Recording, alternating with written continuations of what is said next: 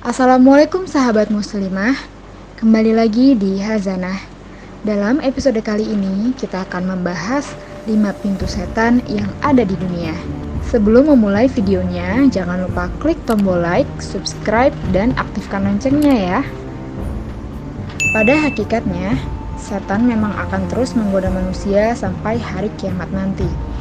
Mereka mengungkapkan janji itu di hadapan Allah. Mereka juga akan terus mencari cara untuk selalu menggelincirkan manusia yang imannya lemah untuk menjadi temannya kelak di neraka. Celakanya, banyak manusia yang tak menyadari bahwa dirinya kelak akan menjadi kolega setan di neraka. Setan telah membuka banyak pintu-pintu maksiat yang bisa dilakukan oleh manusia. Tugas mereka adalah membisikkan ke dalam dada manusia untuk bisa masuk ke dalam pintu-pintu tersebut. Namun, seringkali manusia lupa dan tak sadar bahwa sebenarnya pintu kemaksiatan sangat dekat dengan mereka.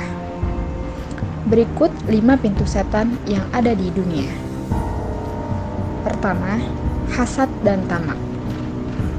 Pintu ini adalah pintu yang paling besar dimasuki oleh setan. Ketika seseorang terserang ketamakan pada suatu hal, maka ketamakannya itu akan membutakan dan menggelapkan seseorang pada cahaya kebenaran. Oleh karena itu, ketika seseorang tamak, ia seakan tak mengenal jalan baik dan buruk. Orang-orang yang senang berlaku hasad juga menjadi salah satu orang yang disenangi setan. Mereka akan senantiasa menghiasi sesuatu yang buruk menjadi baik dalam pandangannya. Padahal sebenarnya di mata Allah hal tersebut adalah sebuah kemungkaran. 2. Terlalu banyak makan. Biasanya, orang yang terlalu banyak makan akan mengalami kekenyangan dan pada akhirnya ia lelah dan tak bersemangat. Disitulah setan akan masuk. Ia akan menggoda untuk menunda-nunda ibadah dan tak ingin melakukan apapun. Sesungguhnya, orang yang lebih sering kenyang di dunia, dialah yang akan sering lapar di hari kiamat nanti. Hadis riwayat Tirmidzi.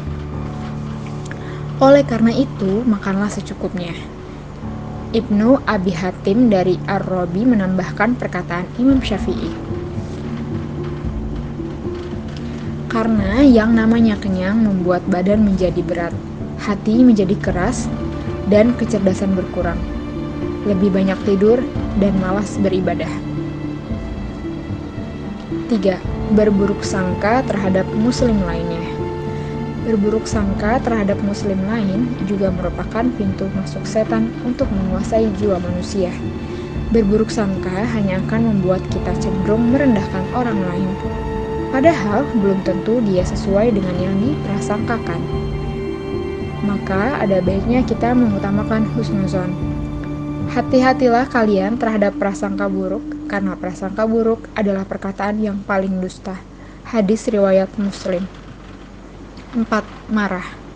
Seringkali kita melihat orang marah yang kemudian sampai melakukan hal-hal yang tidak seharusnya dilakukan manusia, seperti membunuh atau menyakiti orang lain.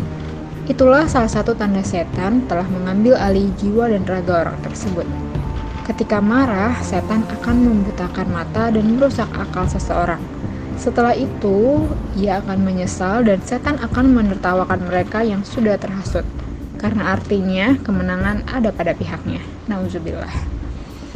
Sesungguhnya amarah itu dari setan, dan setan diciptakan dari api. Api akan padam dengan air. Apabila salah seorang dari kalian marah, hendaknya berwudu.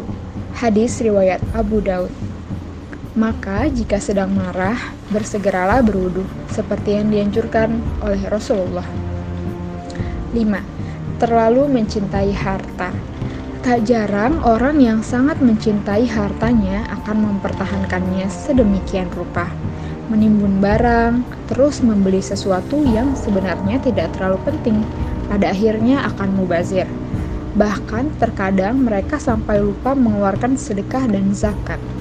Orang yang terlalu mencintai harta juga cenderung akan melakukan segala sesuatu demi mendapatkan harta tersebut. Maka disitulah kemungkinan manusia akan digelincirkan oleh setan untuk mendapatkan harta-harta dengan cara kotor dan ilegal. bermegah-megahan dengan harta telah mencelakakan kalian. Quran Surat At-Takasur ayat 1. Itulah beberapa contoh pintu masuk setan ke dalam jiwa manusia yang harus diketahui agar bisa dicegah. Hal tersebut memang sudah akrab dengan keseharian, sehingga dengan mengetahuinya, kita bisa meminimalisir agar setan tak lantas menguasai jiwa kita. Jika pernah melakukan kesalahan atas beberapa poin tersebut, maka bersegeralah bertaubat dan memperbaiki diri. Sesungguhnya Allah Maha Pengampun atas segala dosa. Wallahu a'lam. Sekian episode Hazanah kali ini. Jangan lupa like, komen, dan subscribe. Wassalamualaikum warahmatullahi wabarakatuh.